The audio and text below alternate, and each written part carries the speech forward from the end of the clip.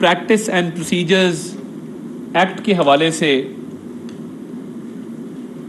Case کی سماعت ہوئی، اور یہ واحد کیس ہے جس میں ایک ایسا قانون جو ابھی نافذ العمل نہیں ہوا تھا، رائج نہیں ہوا تھا، جو قانون کی شکل اختیار کرنے سے پہلے کے لوازمات ہیں وہ پورے نہیں ہوئے تھے، اور قانون کی شکل اختیار کرنے سے پہلے ہی اس کے اطلاق کو روک دیا گیا، جو کہ پارلیمان کے اختیارات پہ ایک سوالیہ نشان ہے، جو کہ آئین کی طے کردہ جو حدود ہیں، جو ٹرائیکوٹمی آف پاور ہے، جس کے تحت لیجسلیچر، ایگزیکٹو اور جوڈیشری کے اپنے اپنے رولز ہیں، رسپانسبلٹیز ہیں، اختیارات ہیں۔ تو یہ ان فرائض سے اور ان اختیارات سے ایک تجاوز کی شکل اختیار کرتا جا رہا ہے کہ جہاں پہ پارلیمان کا قانون سازی کا ایک اختیار ہے کہ پارلیمان کا کام ہی قانون سازی ہے، اس لیے اس کو لیجسلیچر کہتے ہیں کیونکہ وہ لیجسلیشن کرتا ہے۔ ایک قانون بنا ہی نہ ہو اور قانون بننے سے پہلے ہی اس کے اطلاق کو روک دیا جائے، اس کی امپلیمنٹیشن کو روک دیا جائے، تو ہم یہ سمجھتے ہیں کہ یہ غیر آئینی بھی ہے، اور اس کو ایک آئینی حدود کے اندر رہ کر اس معاملے کو آگے چلانا چاہیے تھا۔ آج جب سماعت کی ابتدا ہوئی تو جو 6 بار کونسلز ہیں، جس کے اندر پاکستان بار کونسل شامل ہے، انہوں نے جسٹس مظاہر علی اکبر نقوی صاحب کی بینچ میں شمولیت کے اوپر اعتراضات اٹھائے۔ اٹارنی جنرل آف پاکستان نے ان اعتراضات کی جو کہ پاکستان بار کونسل اور دیگر بار کونسل کی طرف سے اٹھائے گئے تھے، ان کی تائید کی اور کہا کہ ایک جج صاحب جن کے خلاف بار کونسل بھی ریفرنس دائر کر چکی ہیں اور ان پر بدعنوانی کے الزامات بھی ہیں، آمدن سے زائد اثاثہ جات کے الزامات ہیں، ٹیکس ایویژن کے الزامات ہیں، اور ذرائع آمدن کے حوالے سے سوالات ہیں، تو وہ ریفرنس سماعت کے لیے مقرر کیوں نہیں کیا جاتا، اور کیا امر مانے ہے کہ اس کو سماعت کے لیے مقرر کر دیا جائے۔ یہ اعتراضات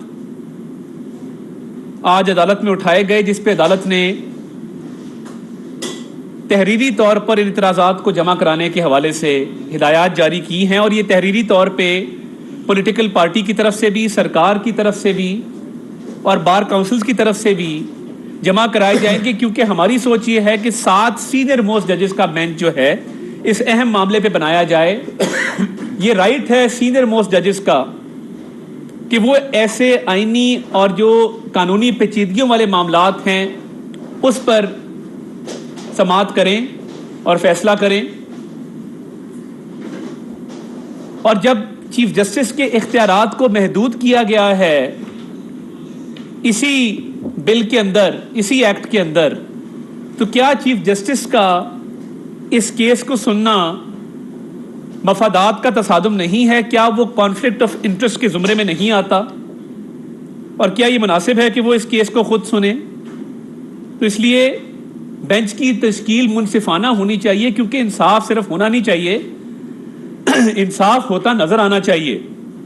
اس لیے آج مظاہر علی اکبر نقوی صاحب جن پہ کرپشن کے، بدعنوانی کے الزامات ہیں، ان پر اعتراض اٹھایا گیا اور یہ صدا کی گئی کہ ان کے خلاف ریفرنسز کو سماعت کے لیے مقرر بھی کیا جائے، اور ان کی اس بینچ میں شمولیت نہیں بنتی کہ جب تک وہ الزامات یا تو کلیئر نہیں ہو جاتے یا ثابت نہیں ہو جاتے۔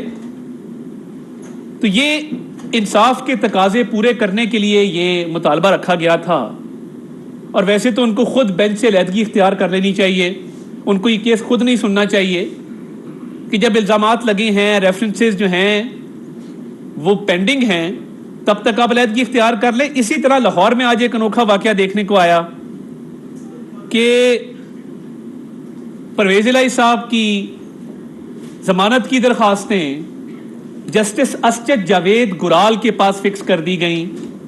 اتنا بڑا ظلم، اتنی بڑی زیادتی اتنا بڑا انجسٹس نہیں ہو سکتا کہ ایک شخص جس کا بھائی آپ کی پارٹی میں ٹکٹ ہولڈر ہو، اس شخص کا تعلق آپ کے علاقے سے ہو، وہ شخص ماضی میں آپ کا وکیل رہا ہو، وہ شخص آپ کے ساتھ رابطے میں ہو، سماجی محفلوں میں وہ آپ کے ساتھ بغل گیر ہوتا ہوا دیکھا جا سکے، اس شخص کے پاس کیس لگانا اور اس شخص کا اس کیس کو سننا، اس سے بہتر تک گھر میں ہی عدالت لگا لیتے، گھر میں ہی فیصلہ کر لیتے کہ ضمانت مل گئی ہے۔ یہ بہت بڑا ظلم ہے، بہت بڑی زیادتی ہے کہ جو کرپشن کے الزامات ہیں، جو تحقیقات ہیں، اس پہ ایڈجوڈیکیشن کے لیے، فیصلہ سازی کے لیے ایک ایسے شخص کو بٹھایا گیا ہے جو ان کے گھر کا فرد ہے، جو ان کے ساتھ روزانہ رابطے میں ہے، جس کے خاندان کے افراد پارٹی میں بطور پارٹی کارکن، بطور ٹکٹ ہولڈر اپنا فعال کردار ادا کر رہے ہیں۔ تو اس سے آگے کیا ہے؟ اس سے آگے یہی ہے کہ پرویز الہی صاحب، لوگ یہ کہہ رہے ہیں، مجھے ایک وکیل صاحب کا فون آیا، انہوں نے کہا اس سے بہتر تھا کہ آپ پرویز الہی صاحب کو لاہور ہائی کورٹ کا اعزازی جج مقرر کر دیتے۔ میں نے بڑا سمجھایا ان وکیل صاحب کو کہ یہ نامناسب بات ہے، ہمیں حوصلے سے کام لینا چاہیے، یہ بات آپ نہ کریں۔ انہوں نے کہا نہیں، یہ تو اسی طرح ہے کہ پرویز الہی صاحب جو ہیں وہ جج والا روب پہن لیں اور وہ ہتھوڑا پکڑ کے جج کی کرسی پر براجمان ہو کے اپنے ہی حق میں فیصلہ کر لیں۔ وہ انگریزی میں کہتے ہیں جج، جیوری اینڈ ایگزیکیوشنر۔ تو اس سے بڑی ناانصافی کیا ہوگی کہ کوئی اور لاہور ہائی کورٹ کا جج نہیں ملا پرویز الہی صاحب کی ضمانت کی درخواست سننے کے لیے کہ ان کے خاندان کے ایک فرد کو یہ ذمہ داری سونپ دی گئی۔ تو دیکھیے، جب تک یہ معاملات چلیں گے، ایک طرف پارلیمان کے اختیارات پر قدغن لگائی جاتی ہے، اس کو نہیں مانا جاتا، دوسری طرف ایک مخصوص سیاسی پارٹی کے لوگوں کو سہولت کاری فراہم کی جاتی ہے۔ یہ دوہرا نظام عدل جس میں پارلیمان پر قدغن ہے مگر ایک پولیٹیکل پارٹی کے لیے سہولت ہے، یہ اس ملک میں چل نہیں سکتا۔ میں زیادہ ٹائم لینا نہیں چاہ رہا تھا، میرے سے سینئر اور ملک احمد خان صاحب ایک تجربہ زیادہ رکھتے ہیں، تو میں ان سے ریکویسٹ کروں گا کہ وہ اس معاملے پر اپنے خیالات کا اظہار کریں۔ Thank you very much. بات تو عطا صاحب نے بالکل صحیح آپ کے سامنے رکھ دی کہ اس وقت دو مسائل بڑے سنجیدگی سے کچھ سوالات اٹھا رہے ہیں اور جو جوڈیشل پروپرائٹی کے اوپر سوالات اٹھا رہے ہیں۔ دیکھیں، جو کوڈ آف کنڈکٹ ہے سپریم کورٹ کا اپنا بنا ہوا آرٹیکل 209 کے نیچے، اس میں واضح طور پہ دو آرٹیکلز، ایک آرٹیکل 3 اور ایک آرٹیکل 4، یہ دونوں تقاضا کرتے ہیں کہ ان کی پابندی کی جائے۔ ایک میں یہ ہے کہ آپ اپنے کسی دوست اور عزیز کا مقدمہ نہیں سنیں گے۔ تو اصغر جاوید گرال کا، جسٹس اصغر جاوید گرال کا یہ مقدمہ پرویز الہی صاحب کی ضمانت ان کے پاس جانا، ایک تو اس کوڈ آف کنڈکٹ کے خلاف ہے جو کہ آرٹیکل 209 کانسٹیٹیوشن کے نیچے بنا ہوا، نمبر 1۔ نمبر 2، جوڈیشل پروپرائٹی یہ ڈیمانڈ کرتی تھی کہ وہ جس میں ان کا انٹرسٹ ہو، اب انٹرسٹ بڑا واضح ہے، لنکیج بڑی واضح ہے۔ ان کے چھوٹے بھائی خالد گرال 2002 میں اسمبلی میں میرے کولیگ تھے۔ جسٹس گرال کی ان کے ساتھ قربت داری چودھری پرویز الہی صاحب کے ساتھ کسی سے ڈھکی چھپی نہیں ہے۔ اور پھر chief justice Lahore high court کا یہ مقدمہ مارک کر کے ان کے پاس بھیجنا، یہ بھی ایک سوال اٹھاتا ہے۔ نون پوزیشن تھی جسٹس گرال نے، جب میاں شہباز شریف صاحب کی بیل کے بینچ میں ان کا نام آیا تھا تو اس بنیاد پہ اپنے آپ کو ریکیوز کیا تھا کہ میں یہ مقدمہ نہیں سن سکتا۔ اس کی انہوں نے وجوہات نہیں دی تھی، لیکن بس انہوں نے ریکیوزل کر لی اور ریکیوز کیا کہ میں نہیں سن سکتا۔ تو ہم نے یہ غالباً خیال کیا کہ بینچ پہ بیٹھے بھی آج کل یہ ایک بڑا حادثہ ہے جو پیش آ رہا ہے کہ وہ معزز جج صاحبان جو بینچ پہ بیٹھے ہیں، میجورٹی کے ویوز کا ہمیں پتہ ہے کہ وہ پولیٹیکلی الائنڈ ہیں۔ ایسے ججز جن کی عمران اور ان کی پارٹی کے ساتھ بلینکٹ کورز وہ دے رہے ہیں، جو ان کا فورن فنڈنگ کا کیس ہے، جسٹس گرال نے بالکل بلینکٹ کور عمران کو دیا، پوری کی پوری FIA کی پروسیڈنگز کو روک دیا، ایک درخواست میں ایک اسٹے آرڈر دے دیا اور پچھلے 3 سے 4 ماہ سے وہ اسٹے آرڈر ویسے ہی موجود ہے اور انویسٹیگیشن کو روکا ہوا ہے، جس میں اربوں روپے کی پبلک منی، پبلک ٹرسٹ کا سوال ہے۔ یعنی لوگ آپ کو چندہ دے رہے تھے کہ آپ کینسر کے علاج کے لیے شوکت خانم کو پیسے دیں۔ اب شوکت خانم ہولڈز اے پوزیشن، ایک اچھے انسٹیٹیوٹ کے طور پہ وہ بنا، لیکن آج تک یہ تصدیق نہیں ہو سکی، تحقیق نہیں ہو سکی کہ اکٹھے کیے گئے چندے کیا مکمل طور پر وہاں پر لگے یا نہیں لگے، کیا وہ سیاسی مقاصد کے لیے استعمال ہوئے یا نہیں ہوئے، یہ تحقیق ہی نہیں ہو سکی۔ اب اس کا پریما فیشائے پرائمریلی جو کیس بنا وہ الیکشن کمیشن کی جو فائنڈنگز آئیں کہ کچھ اکاؤنٹس کو چھپایا گیا، اس نے شکوک و شبہات کو اور مزید تقویت دی کہ اتنے اربوں روپے کے ایلیگیشنز ہیں جس میں عمران خود اس پوزیشن کو لے چکے ہیں کہ میں نے کچھ پیسے اٹھا کے کوئی فورن انویسٹمنٹس کی اور ان کے اوپر مجھے پروفٹس آئے اور ان کو بھی میں نے انویسٹ کیا، نہیں کوئی ٹریل نہیں ہے۔ اب وہ منی ٹریل دیکھیں، ایک طرف تو سوال تھا کہ آپ منی ٹریل اس کی مانگ رہے ہیں جن کے اوپر کرپشن کا کوئی ایلیگیشن نہیں ہے، آپ کہہ رہے ہیں کہ پرچیزڈ پراپرٹیز کی منی ٹریل دے دیں، بٹ یہاں معاملہ زیادہ سنگین ہے، پبلک منی ہے۔ ایک طالب علم نے، ایک خاتون نے، ایک بزنس مین نے، ایک دکاندار نے، معاشرے کے ہر طبقے کے لوگوں نے آپ کو ڈونیشنز دیں، بڑی تعداد میں ڈونیشنز دیں، اور وہ ڈونیشنز دیں چیریٹیبل پرپز کے لیے، اور چیریٹیبل پرپز تھا شوکت خانم کینسر ریسرچ انسٹیٹیوٹ۔ اب وہ کیونکہ ایک انسٹیٹیوٹ بنا، لیکن اس کا حساب آج تک آڈیٹر جنرل کی رپورٹ کے اوپر آپ اپنے آڈیٹرز کی رپورٹ پہ انحصار کرتے ہیں، لیکن ان تفتیشوں کا سامنا نہیں کرتے، بھلے سے وہ الیکشن کمیشن کے سامنے پیش ہو کے بات کرنے کی ہے۔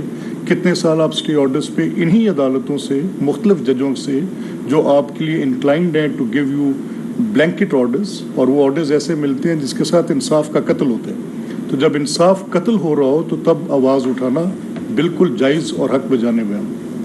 دوسری جو ابھی عطا نے بڑی امپورٹنٹ تینوں باتیں ابھی آپ کے سامنے چھیڑی ہیں، اس میں سے ایک سپریم کورٹ کا بھی ایک جو آج مقدمہ ہے، میں سمجھنے سے قاصر ہوں کہ اس کے لیے اتنا بڑا بینچ بٹھانے کی، اتنے وکلا سے معاونت لینے کی، اور اتنے دقیق اس کو آئینی نکات پر مشتمل مباحث کو سمیٹنے کی ضرورت کیا ہے۔ ایک سوال ہے، یہ آئین کے اندر ترمیم نہیں ہے، اس کے پروسیجر کی بات ہے۔ یہ بات اگر آپ کی سمجھ میں نہیں پا رہی کہ جو پارلیمان نے بل پیش کیا ہے وہ پروسیجر میں کہ سو موٹو کو لینے کا پروسیجر کیا ہوگا، آپ کے سو موٹو کے اختیار پہ بھی ہم قدغن کی بات نہیں کر رہے۔ ایون دو میں اسکول آف تھاٹ سے ہوں کہ جیسے آپ کے پاس جوڈیشل ریویو کا اختیار ہے، ایسے ہی پھر یہ بات ملحوظ خاطر رہے کہ پارلیمنٹ کے پاس پارلیمنٹری اوورسائٹ کا اختیار بھی ہے۔ کہاں پر آپ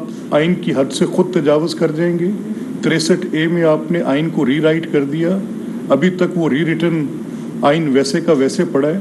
آئین کو آپ نے بالکل اس میں سے وہ ریڈنڈنٹ کر دیا کہ جس کو جیسے اس کی پلین سپیکنگ ہونی چاہیے تھی وہ ختم ہو گئی۔ تو یہ معاملات ابھی کافی حد تک ہم سمجھ رہے ہیں کہ ایسی صورت پیدا کر رہے ہیں جس میں بڑی لاب سائڈڈنس ہے۔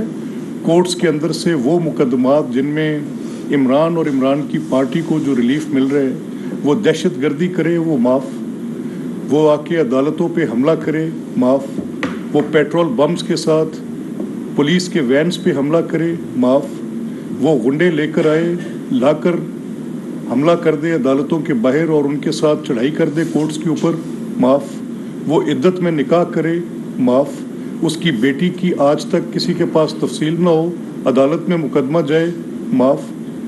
These courts are allowing nothing to stick upon it۔ یہ آپ کر رہے ہیں اور یہ آپ زیادتی کر رہے ہیں۔ تو میری ان حالات میں آپ سے یہ درخواست ہے کہ اگر سپریم کورٹ یہ ساری چیزیں دیکھ رہی ہے، یہ آنریبل ججز ان دا ہائی کورٹس یہ ساری چیزیں دیکھ رہے ہیں، پرویز الہی صاحب کا مقدمہ اصغر جاوید گرال کے پاس لگانے کا مطلب ایسے ہی ہے کہ جیسے آپ عطا کا مقدمہ میرے پاس لگا، بالکل صحیح، تو سمپل بات ختم ہوگی۔ تو پھر یہ کوئی ایڈجوڈیکیشن، کوئی جسٹس، کوئی میرٹ کسی مقدمہ دے دیں، بلینکٹ آرڈر دے دیں اصغر جاوید گرال کے پاس، ہمیں پتہ ہے کہ وہ ایک ضمانت کی تاریخ دے دیں گے، 1 ماہ نہیں، یہ میری بات آپ نے آن ریکارڈ رکھنی ہے، کئی ماہ تک اینٹی کرپشن کی وہ تفتیش جو چودھری پرویز الہی صاحب کے ساتھ ہونی چاہیے تھی یا ان کے رفقائے کار کے خلاف جو کچھ بھی وہاں پر وہ کرپشن کی جو داستانیں پچھلے 7-8 ماہ کی جو ان کی حکومت تھی اس کے اندر بنی ہیں، تو وہ آپ کو میں بتاؤں تو یہ وائٹ پیپر جاری کرتے ہیں۔ میں یہ کہوں گا کہ 1 black day, 1 black ministry, 1 black department, آپ ایک وزیر کے کارنامے اٹھائیں وہاں پر جو انہوں نے پنجاب میں کیا یا جو انہوں نے وفاق میں کیا۔ चाहे वो एविएशन थी, चाहे वो फूड मिनिस्ट्री थी, चाहे वो इंफॉर्मेशन मिनिस्ट्री थी, चाहे वो रेलवेज मिनिस्ट्री थी, अरबों रुपए की वहाँ से। तो भी जब होशरबा हकाइक सामने आ रहे हैं, हम मुकदमे कायम करते हैं, वो अदालतों में जाकर स्टे कर लेते हैं। हम कहते हैं कि इन्वेस्टिगेशन करना एक स्टैट्यूटरी राइट है। यहाँ उल्टी गंगा चली है। जब जस्टिस साकिब निसार थे तो आपके इल्म में हो ये सारी बात कि हमारे आईने पाकिस्तान ने और इस मुल्क के आईली कवानीन ने ये बात तय कर दी थी कि तफ्तीश करने का हक उस तफ्तीशी अफसर का होगा। कानून ये देता है, चाहे वो पुलिस का है, चाहे वो FIA का है, चाहे वो नैब का है, किसी भी फॉर एनी मैटर कोई इन्वेस्टिगेटिंग एजेंसी है, under a certain law it is his statutory right, यानी ये उसका कानूनी हक है कि वो तफ्तीश करे। हमने खुद अपनी आंखों से देखा कि हमारे सामने सुप्रीम कोर्ट ने एक सुपरिटेंडेंट्स बेंच कायम कर दिया। हालांकि उससे पहले साकिब निसार के उस सुपरिटेंडेंट बेंच से पहले कानून इस मुल्क का ये था, अदालती नज़ायर ये थी, प्रेसिडेंट्स ये थे कि किसी तफ्तीश के ऊपर अदालती सुपरविजन नहीं होगी, चाहे जाए कि सुपरिटेंडेंट्स सुपरविजन से भी इतराज़ था। अब ये मामला कि आपने आज क्या तफ्तीश की, कौन से गवाह को बुलाया, JIT ने आज क्या किया, आपने इनक्रोच किया। JIT बनाने का इख्तियार हुकूमत का था। जो दहशत गर्दी की तफ्तीश करती है वो कॉम्पोजिशन आपने वो पनामा के केस में वो कॉम्पोजिशन की, जिसमें MI के ब्रिगेडियर्स, जिसमें ISI के ब्रिगेडियर्स, जिसमें आपने वो तफ्तीश के लिए लोग लाकर बिठा दिए जो कानूनी तौर पर उन मुकदमात की तफ्तीश करने के लिए किसी कानून के ताबे बन भी नहीं सकते थे। और दूसरी तरफ यहाँ पे जो लॉफुल अथॉरिटी है FIA की, आप उसको कॉम्प्रोमाइज़ कर रहे हैं। जस्टिस असगर जावेद गुराल की कोर्ट से एक ऑर्डर आ जाता है, आप स्टे दे देते हैं। कराची हाई कोर्ट में एक मुकदमा जाता है, उसमें अगर वो उसको वहाँ से पिटीशन डिसमिस होती है, दे कम रनिंग हेयर। एक सुप्रीम कोर्ट बार को आपने वोट दे के इलेक्ट करा लिया बंदा, वो यहाँ पर आता है और दस्ती तौर पे स्टे लेके जाता है और कहता है नहीं उसी बेंच के पास लगे, मुज़ाहिर अकबर नकवी के पास ही लगना चाहिए, it should be no other bench. Justice Mazahar Akbar Naqvi के पास लगेगा तो रिलीफ सॉर्ट आउट हो जाएगा। अब ये हमें बातें, इन चीज़ों ने कहाँ पर लाके खड़ा किया है। मुझे इससे गर्ज नहीं है, मैं पॉलिटिकल आदमी हूँ sir, I will post Levitt. आपने तलाल को नाहल किया, तलाल आज है, साकिब साहब कहाँ हैं मुझे नहीं पता। आपने निहाल हाशमी को नाहल किया, किन बातों पर किया? फ्रैक्शन ऑफ दैट जो आज इमरान आपको गाली दे रहा है। मुझे वो दिन याद है, रात याद है, जिस दिन आपने आइन की पामाली पर 5 मेंबर बेंच का फैसला दिया था, जब आपने कहा था कि कासिम सूरी ने जो फैसला दिया है as a deputy speaker chair पे बैठ के गलत दिया है, उसके नतीजे में इमरान ने असेंबली तोड़ने की एडवाइस की है, गलत तोड़ी है। उसके नतीजे में प्रेसिडेंट ने उसको डिसॉल्व कर दिया है, गलत तोड़ा है। तो आर्टिकल 95 जो था, क्या ये आइन का हिस्सा नहीं था? ये आइन शिकनी नहीं थी? इस पर मुकदमात नहीं बनने थे? तब आइन टूटने का दर्द नहीं जाग रहा था? आज वो जो एक बिल्कुल ही गलत तशरीह है, मैं 90 रोज़ वाली बात पे पहले दिन से आज तक कन्विंस्ड हूँ कि इस आर्टिकल का इतलाक निगरानों के कायम होने के बाद और पूरे मुल्क में इंतखाबात के आने के बाद की बात है। ये तरमीम होते होते 18वीं तरमीम तक बात आई, मुख्तलिफ इंतखाबात मुख्तलिफ अदवार में चलते चलते सियासी तारीख ने यह तय किया कि इंतखाबात जब भी जनरल होंगे वो निगरान के ज़ेरे इंतज़ाम होंगे, उसके बगैर नहीं हो सकते। वफाक में हुकूमत बैठी हो, इंतखाब नहीं हो सकते। किस आइन की इंटरप्रिटेशन में 90 रोज़ बनते हैं as long as federal government is sitting? क्यों तोड़े हम इमरान की ख्वाहिश के नीचे अपनी गवर्नमेंट? कैसे तोड़े? एक बिल्कुल मुकम्मल आइनी तौर पे, और आपकी हुकूमत और मेजॉरिटी थी का 4 साल तक कब्जा ग्रुप आप थे, 4 साल तक आप इस्टेब्लिशमेंट की मदद के साथ इस मुल्क की हुकूमत पर काबिज रहे। आपको जो सपोर्ट हासिल थी उन अलाइड पार्टीज की, the minute it got away you were no more prime minister. आपके पास तो सपोर्ट ही नहीं थी, कहाँ की बात और कैसे बात? तो मैं इस पूरी अदालती ज्यादती पर एक एक शख्स का नाम लेकर हम बता रहे हैं। ये नहीं सिर्फ कह रहे कि जो आज नहीं है, जैसे justice Saqib Nisar, I will go to the court. मेरे नज़दीक वो कोर्ट इलेक्शन कमीशन होगी, मेरे नज़दीक वो कोर्ट सुप्रीम कोर्ट होगी। इन करप्ट प्रैक्टिसेस पे जो साकिब निसार के बेटे ने एक पॉलिटिकल पार्टी के टिकट को ख़रीदते वक्त, पैसे देते वक्त इस पूरी पॉलिटिकल स्ट्रीम को पोल्यूट किया है। ये आपकी जजमेंट्स है, मेरी जजमेंट्स नहीं है। ये आती है करप्ट प्रैक्टिसेस के अंदर। मुझे वो शोर याद है जो आपकी जमात मचाती थी कि किस तरह से। अब अपनी जमात की हैसियत तो देखिए कि कहाँ पे आके पिक गई। कि आपके जो सहूलतकार साकिब निसार साकिब जो साबिक जज थे, उनके बेटे आपकी जमात की टिकटें बेच रहे हैं और कह रहे हैं बड़ी मेहनत के साथ लेके देके बेची जा रही हैं टिकटें। ये come on sir, let's call spade a spade. अब यहाँ इसके बाद बात जहाँ पर जा रही है, हमें we do have an idea. Asghar Javed गुराल के जस्टिस असगर जावेद गुराल साहब के पास परवेज़ इलाही साहब की ज़मानत, किताब बंद कर दें आइन की भी और कानून की भी। मेरा ख्याल है कोर्ट को भी ताला ही लगेगा। Thank you.